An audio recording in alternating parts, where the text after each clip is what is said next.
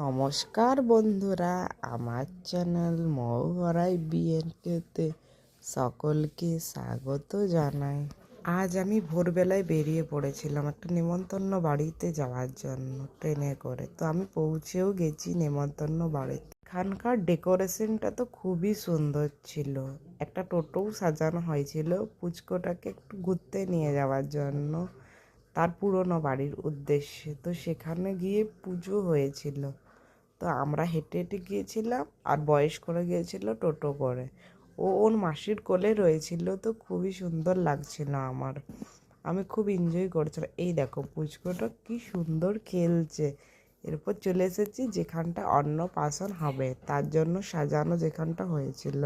এই পেনটা তো রূপোর, খুবই সুন্দর। এরপর ওর মামা ওর হাতে সোনার আংটি পরিয়ে দিচ্ছিল, তো ও সেটা এনজয় করছিল, একটুও কাঁদেনি। এরপর ওর মামা একটা হার পরিয়ে দিল।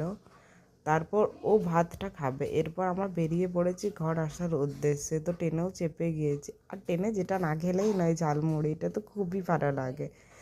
তো আমরা এবার নেমে গেলাম। টাটা।